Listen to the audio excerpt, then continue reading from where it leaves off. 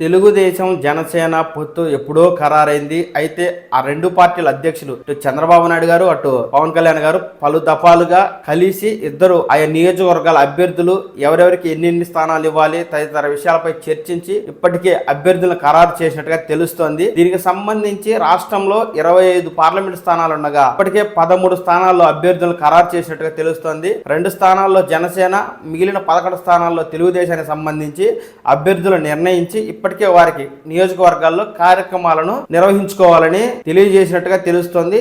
అయితే ఈ అభ్యర్థుల విషయాలు ఇంతవరకు బయటికి వెల్లడించలేదు. కాకపోతే వైసీపీ ఇంకా సర్వేల మీద సర్వేలు, రీసర్వేలు, ఆయా నియోజకవర్గాల్లో 1వ జాబితా, 2వ జాబితా, 3వ జాబితా, 4వ జాబితా అంటూ ఇలా జాబితాలను ప్రకటిస్తూ పోతుంది. ప్రకటించిన జాబితాను మళ్ళీ రీసర్వే చేసి అభ్యర్థులను మారుస్తూ తలమునకలుగా ఉంది. ఈ నేపథ్యంలో తెలుగుదేశం పార్టీ అటు జనసేన పార్టీ సైలెంట్ గా అభ్యర్థుల్ని ఫిక్స్ చేసినట్టుగాను తెలుస్తోంది. ఎప్పుడైతే రాజమండ్రి సెంట్రల్ జైల్లో పవన్ కళ్యాణ్ గారు చంద్రబాబు నాయుడు కలవడంతో, ఎప్పుడైతే రాజమండ్రి సెంట్రల్ జైల్లో చంద్రబాబు నాయుడు గారిని పవన్ కళ్యాణ్ గారు కలిసి పొత్తు కుదుర్చుకున్నారో అప్పటి నుంచే ఏ నియోజకవర్గాల్లో ఏ పార్టీకి ఎన్ని సీట్లు ఇవ్వాలి, ఏ అభ్యర్థిని నిలబెట్టాలి తదితర విషయాలపై గుప్తంగా చర్చించుకుంటూ ఉన్నట్టుగా తెలుస్తోంది. ఈ మేరకు తాజాగా 13 పార్లమెంట్ స్థానాల్లో అభ్యర్థుల వివరాలను అయితే బయటకు వచ్చాయి. ఇది ఇండైరెక్ట్ గానే బయటకు వచ్చాయి, ఇంకా అఫీషియల్ గా అనౌన్స్ చేయాల్సింది. కాకపోతే దాదాపుగా ఈ అభ్యర్థులే ఖరారయ్యే అవకాశాలు ఉన్నాయి. ఈ 13 పార్లమెంట్ స్థానాలకు సంబంధించి తెలుగుదేశం జనసేన అభ్యర్థుల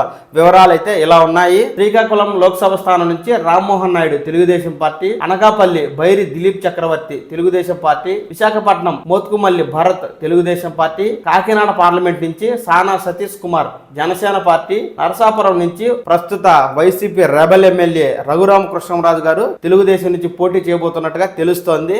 ఏలూరు గోపాల్ యాదవ్ తెలుగుదేశం పార్టీ, అలాగే విజయవాడ నుంచి కేశినేని నాని తమ్ముడు గారు విజయవాడ పార్లమెంట్ ఎంపీ స్థానం నుంచి పోటీకి దాదాపు ఖరారైనట్టే. మచిలీపట్నం వల్లభనేని బాలశౌరి ఈయన జనసేన పార్టీ అభ్యర్థి. నరసరావుపేట నుంచి లావు శ్రీకృష్ణదేవరాయలు ప్రస్తుతం వైసీపీ ఎంపీగా ఉండి రాజీనామా చేసి ఉన్నారు. ఈయనకు దాదాపుగా ఈ నరసరావుపేట పార్లమెంట్ స్థానాన్ని తెలుగుదేశం పార్టీ కేటాయించినట్టుగా తెలుస్తూ ఉంది. తిరుపతి ఎస్సీ సామాజిక వర్గానికి సంబంధించి అంగలకుర్తి నిహారిక తెలుగుదేశం పార్టీ అభ్యర్థిగా ఉన్నారు. అలాగే రాజంపేట పార్లమెంట్ స్థానానికి సంబంధించి సుగవాసి బాలసుబ్రహ్మణ్యం తెలుగుదేశం పార్టీ అభ్యర్థిగా ఉన్నారు. హిందూపురం నుంచి బీకే పార్థసారథి తెలుగుదేశం పార్టీ అభ్యర్థిగా ఉన్నారు. అనంతపురం పార్లమెంట్ స్థానం నుంచి కాలువ శ్రీనివాసు తెలుగుదేశం పార్టీ అభ్యర్థులుగా ఉన్నారు. మొత్తానికి 13 పార్లమెంట్ స్థానాలకు గాను 2 జనసేన, 11 స్థానాలు తెలుగుదేశం అభ్యర్థులు ఖరారై ఆయా నియోజకవర్గాల్లో అభ్యర్థులు అయితే కార్యకలాపాలు అంటే ఎన్నికల కార్యక్రమాలను ఇప్పటి నుంచే కొనసాగించాలని చెప్పి ఆయా పార్టీలు అభ్యర్థులకు సూచించినట్టుగా తెలుస్తోంది.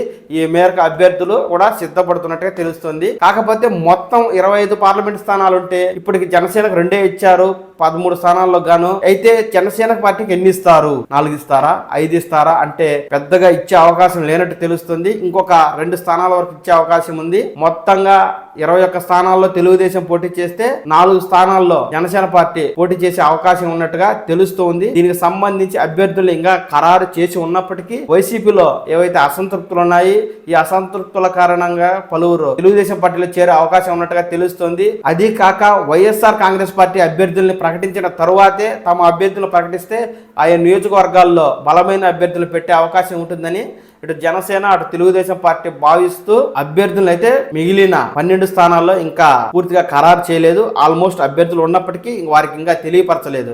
ఒకవేళ అభ్యర్థులు మార్చాల్సి వస్తే ముందు చెప్పి మరో అభ్యర్థిని తీసుకొస్తే అక్కడ అసమ్మతి మొదలవుతుంది. కాబట్టి అటువంటి చేయకుండా అభ్యర్థులను అయితే ఖరారు చేశారు. వారికి ఇంకా కన్ఫర్మ్ చేయకుండా అలా ఉంచారు. మొత్తంగా 175 అసెంబ్లీ స్థానాలకు గాను జనసేన పార్టీకి 35 అసెంబ్లీ స్థానాలు వచ్చే అవకాశం ఉన్నట్టు తెలుస్తుంది. దీనికి సంబంధించి ఆయా నియోజకవర్గాల్లో అభ్యర్థులు ఖరారైనప్పటికీ వైఎస్ఆర్ కాంగ్రెస్ పార్టీ ఏదైతే ఆయా నియోజకవర్గాల్లో సర్వేలు చేస్తూ సర్వే ప్రకారం టికెట్లు ఇస్తున్నారు. దీంతో అక్కడ టికెట్ దొరక్క అంటే బలమైన అభ్యర్థిగా ఉండి మంచి పేరుండి అటువంటి వ్యక్తులు ఎవరైనా తమ పార్టీలోకి వస్తారేమోనని అటు జనసేన పార్టీ అయితే ఎదురు చూస్తూ ఉంది. ఇటు తెలుగుదేశం పార్టీలోనూ భారీగానే ఆశావాహులు ఉన్నారు. ఒక్కో నియోజకవర్గంలో 2 3 అభ్యర్థులు తమకు సీటు కావాలంటూ తెలుగుదేశం పార్టీకి ఇప్పుడే ఒత్తిడి తీసుకొస్తున్నారు. ఇటు వైసీపీలో సర్వేలు జాబితాలు పదే అభ్యర్థులు మార్చడం జరుగుతుంది. ఈ నేపథ్యంలో తిరుపతి లోక్సభకు మళ్లీ గురుమూర్తిని తీసుకున్నారు. నరసరావుపేటకు అనిల్ కుమార్ ను పరిశీలిస్తున్నారు. మర్సిలిపట్నంలో సింహాద్రి రమేష్ ని, సత్యవేడులో అసెంబ్లీకి నూకతోటి రాజేష్ ని, అలాగే విజయసాయి రెడ్డికి అదనంగా గుంటూరు లోక్సభ బాధ్యతలను అయితే అప్పగిస్తూ వైఎస్ఆర్ కాంగ్రెస్ పార్టీకి ఆయా నియోజకవర్గాల్లో అభ్యర్థులు కరువు అయినట్టు తెలుస్తోంది. ముఖ్యంగా పార్లమెంట్ స్థానాలకు సంబంధించి అభ్యర్థులు దొరకడం లేదని, అంటే సరైన అభ్యర్థులు దొరకడం లేదని ఆ పార్టీ అభ్యర్థులను ఎంపిక చేయడంలో తడబడుతోంది. ఏదేమైనా ఇటు తెలుగుదేశం, జనసేన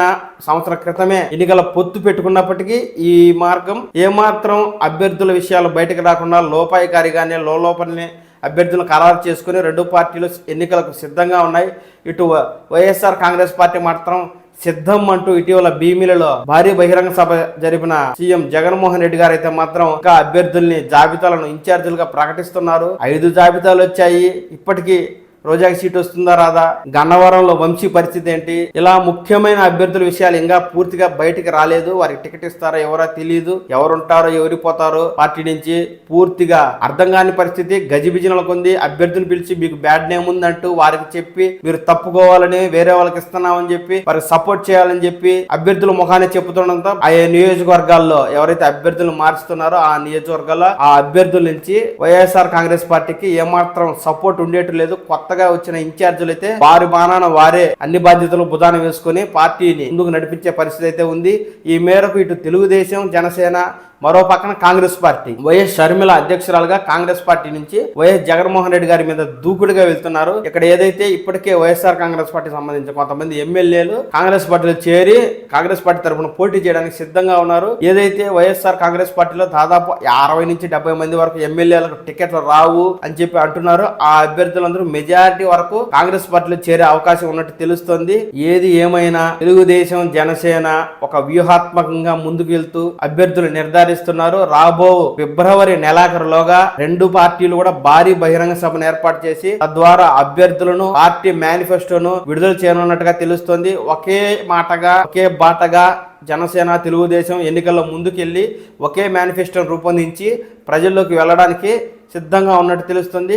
కానీ వైఎస్ఆర్ కాంగ్రెస్ పార్టీ మటుకు ఈ మేరకు అభ్యర్థుల్ని మారుస్తూ ఆయా నియోజకవర్గాల్లో అసంతృప్తులను ప్రోత్సహిస్తూ ఉన్నారు. చూద్దాం తెలుగుదేశం పార్టీ రెండవ జాబితాలో ఎటువంటి అభ్యర్థులను ప్రకటిస్తుంది. ఈ జాబితాకు సంబంధించి అభ్యర్థుల ప్రకటన రాగానే నేను మరో వీడియో చేసి మీకు పూర్తి వివరాలు తెలియజేస్తాను. మీకు ఈ వీడియో నచ్చినట్టయితే షేర్ చేయండి, కామెంట్ చేయండి, సబ్స్క్రైబ్ చేయండి. Thank you.